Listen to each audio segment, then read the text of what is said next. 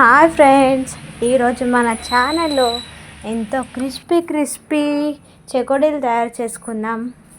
ముందుగా స్టవ్ పైన గిన్నె పెట్టుకొని అందులో గ్లాస్ పిండికి 1.5 గ్లాస్ వాటర్ పోసుకోవాలి. ఇప్పుడు అందులో తగినంత సాల్ట్ వేసుకోవాలి.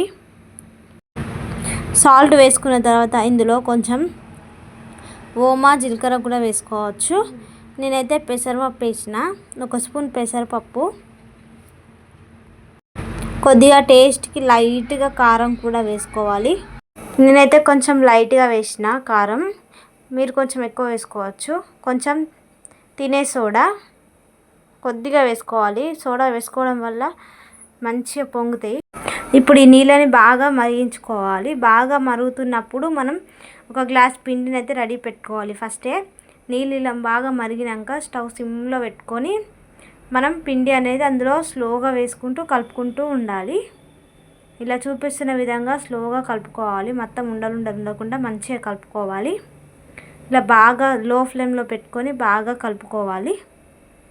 మంచిగా ఉమ్మగిలితే పిండి మంచిగా ఉంటుంది. ఇప్పుడు ఇలా బాగా కలుపుకోవాలి. పిండి మంచిగా కలుపుకున్నావాలి. ఇప్పుడైతే పిండి అయితే బాగా కలిగి ఉమ్మగిలింది.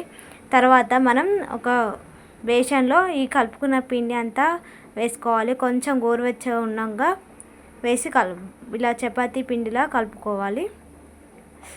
కొన్ని లైట్గా వాటర్ వేసుకుంటూ కలుపుకోవాలి. స్మూత్గా కలుపుకోవాలి. మొత్తం మంచిగా చపాతీ పిండిలా కలుపుకోవాలి. అప్పుడైతే చెకోడీలు విరగకుండా ఉంటాయి. మంచిగా ఈజీగా వచ్చేస్తాయి మనం చేయడానికి. ఈ విధంగా కలుపుకోవాలి. ఇప్పుడు ఇలా పిండి తీసుకొని కొంచెం చూపిస్తున్న విధంగా ఇలా రోల్ చేసుకోవాలి. చిన్నగా రోల్ చేసుకోవాలి. మనకు కావాల్సిన సైజులో ఇలా తీసుకొని ఇలా రోల్ చేసుకొని ఇలా చేయితోని మనం ఇలా రింగుల్లా చేసుకోవాలి. మంచిగా అతుకు పెడితే ఆ నూనెలో వేసినా కూడా అవి విరిగిపోకుండా ఉంటాయి. ఇలా రౌండ్గా చేసుకోవాలి. మనకు కావాల్సిన సైజులో చేసుకోవాలి. పెద్దగా చిన్నగా ఏమి ఉండదు, అది మన ఇష్టం. ఇలా అన్నీ రెడీ చేసుకోవాలి. ఇలా అన్నీ రెడీ చేసుకొని పక్కన పెట్టుకొని స్టవ్ ఆన్ చేసుకొని మనం ఆయిల్ అయితే పెట్టుకోవాలి. ఇప్పుడైతే స్టవ్ పైన కళాయి పెట్టుకొని అందులో మనం ఇవి చెకోడీలు వేయించుకోవడానికి అయితే ఆయిల్ పోసుకోవాలి. ఆయిల్ హీట్ అయినాక మనం ఈ చెకోడీలన్నీ చాలా వేసుకున్నా ఏం పర్లేదు. అవే ఆయిల్లో వేసినాక అతుక్కోవేమి. లో ఫ్లేమ్లో పెట్టుకొని చెకోడీలు అనేది కాల్చుకోవాలి. అప్పుడైతే లోపల మంచిగా పొంగుతాయి.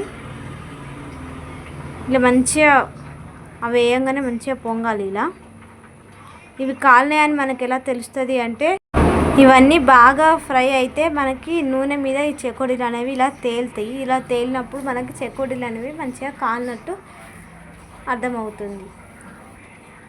ఇలా మంచిగా మీడియం ఫ్లేమ్లో అయితే లోపల కూడా మంచిగా ఉడుకుతాయి. ఇప్పుడైతే ఇవన్నీ అయితే మనం పక్కన గిన్నెలో తీసుకోవాలి. చెకోడీలు అయితే రెడీ అయినాయి.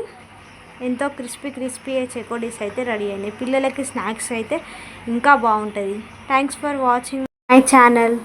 కొత్తగా చూసేవాళ్ళు సబ్స్క్రైబ్